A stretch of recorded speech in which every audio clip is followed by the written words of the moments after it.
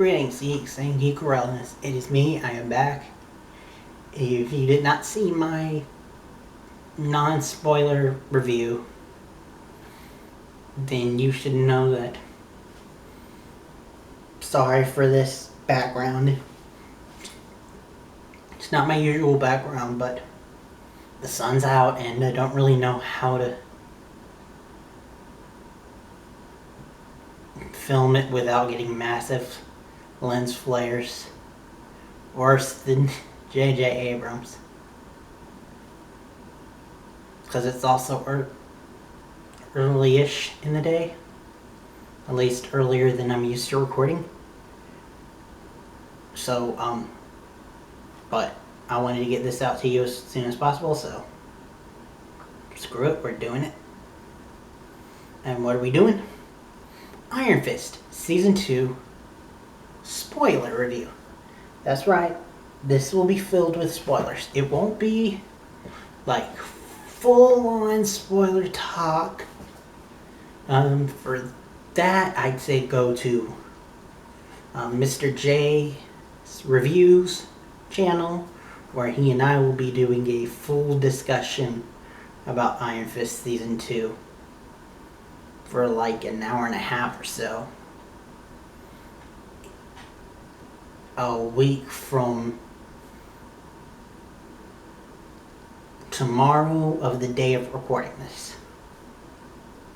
Giving you guys a week to watch it before you see the full-on spoilers. But this will be like semi-spoilers. Because as you can see from the time frame, I'm not going to be going into too much detail. But I still wanted to give you something spoilery, so I will go ahead and assume that you've seen my non-spoiler review and just go from there. Last time I'll say it, spoilers, spoilers, spoilers. Alright. Oh my god. That ending. Holy shit. But we'll get into that.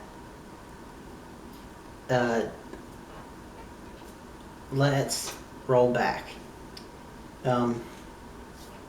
Like in my Jessica Jones review for Season 2, I'm gonna split this up into characters and their character arcs. And I'm just gonna start off with probably the easiest, which was Misty. And Misty's character arc was basically like, I think getting to just her helping everyone, lending a robotic helping hand, and maybe seeing that the law is not exactly the best way to go about things, which is hinting at her being a private detective with Colleen, Daughters of the Dragon. Please. But she really didn't do too much there except for be a support system and lifter for Colleen. Which, since I've already said her name, let's get into it. Colleen, oh my god. Her character arc was something else. I mean, she's just trying to help out where she can, but she doesn't want to do the dojo thing anymore. So she's helping out at a community center, but as she's working with Danny, she's seeing that that's not really working, and she keeps like finding herself in the lifestyle that she originally didn't really want, but she still wants to help the community, so she's kind of a bit confused. But she starts helping Danny. Then things get a little muddied for her and Danny, because in order to defeat Davos, he needs her to train him But if she trains him, she's got to take that emotional element away from it. Which, because of that, their ship kind of really suffered. I don't think it completely sank, but it wavered.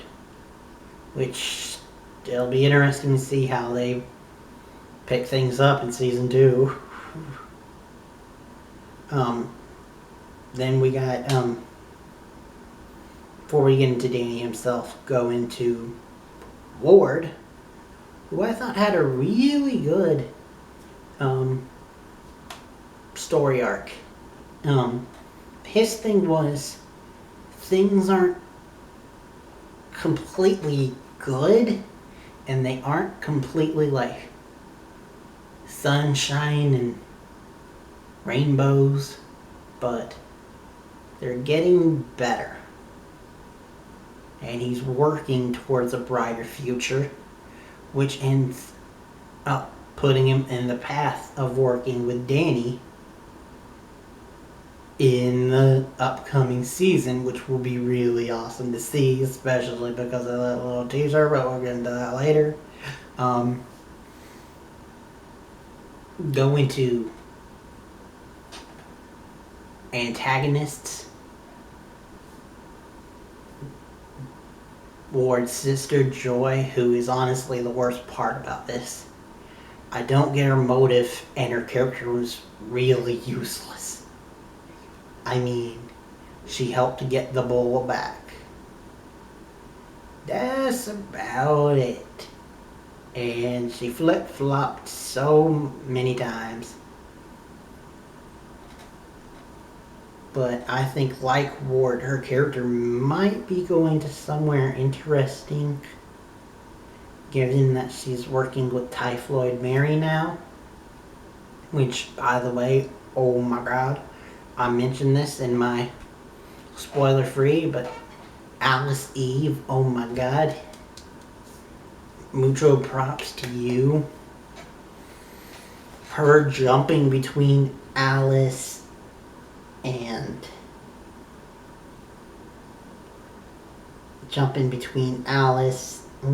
why did I say Alice?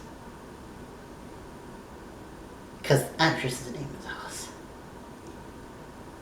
Her jumping between personalities was really cool to see, and each personality was good in its own right, but very different.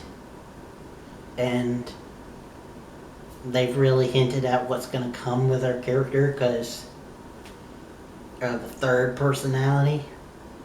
And between that mystery and the Joy thing, I think she's sticking around for season 3. Though I honestly wouldn't mind it if she got her own show. Or maybe like guest starred on Frank Castle's show. I think they'd be an interesting pairing. Both former military. Both battle injured. But anywho.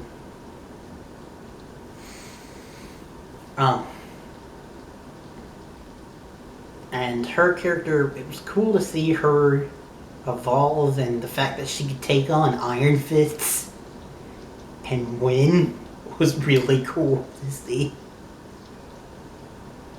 And the dichotomy of her role was really cool, but I don't want to go into any more detail because I'll be here all day. So let's move on to the main villain of this whole thing, Davos. Davos, I really liked seeing his flashbacks with his mom and seeing that he wants to be a good guy and that he wants to do justice in this world. But he's kind of like what would happen if Frank Castle went off the deep end even more. Like if Frank Castle became unhinged. It's kind of how I saw him. Except for instead of guns, it was martial arts and the evil Iron Fist And then we also got to see how the dragon within the Iron Fist dragon can corrupt people, and Danny recognized it, but Davos didn't, and that was cool to see. But honestly, like I said in my non-spoilers, he still wasn't that great of a character. I mean, he was just basically a slightly upgraded version of Diamondback from Luke Cage Season 1. Except for it was mommy being an asshole instead of daddy. And it was brothers in arms instead of... It was brothers by choice instead of brothers by blood.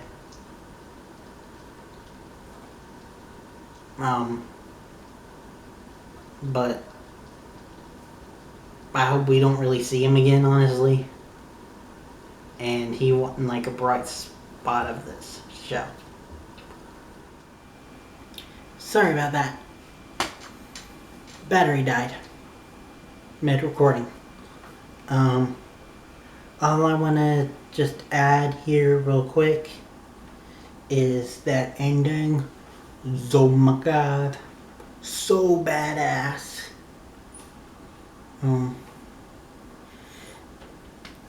Colleen, if they jump forward in time, Colleen is protecting the city as the Iron Fist, channeling her Iron Fist through her sword, which is utterly badass. Then we cut to Japan, where Ward and Danny have been searching for whoever sent the crate, and they know the name of the person, and that is Orson Randall, who was the last Iron Fist before Danny. So that's cool. And even cooler, well, also even cooler than that is just the Ward-Danny interplay, and how it's clear Ward is like the businessman, and then Danny comes in with like the fighting, and that's a cool dynamic. I want to see more of it in season 3. But also on top of all of that, if all of that didn't get you to come back for season 3, Danny then is like, well, I got the Iron Fist. Not even just in one hand, in 2 hands, which I don't think he's ever done before. And he's channeling them through guns. What the fuck? Whoa. That is so badass and awesome. But, sorry, itch. That's, thank you for watching. If I missed out on some stuff, sorry. It's like 10 hours of footage, which, quick note there, I like that it was 10 hours. Felt a little bit more condensed and more fast-paced than last season. But, thanks for watching. Next time you'll see me will probably be, back to normal angle where you're flipped around, and, less cluttered background. Sorry about that. Been meaning to clean my room. I swear I'm not a hoarder. Where we will be covering Wynonna Earp. I know 3 videos in one day. We enjoy it, people. I mean, I didn't do a video yesterday, so kind of double making up for it. But Anyway, thanks for watching. Till next time. And beyond.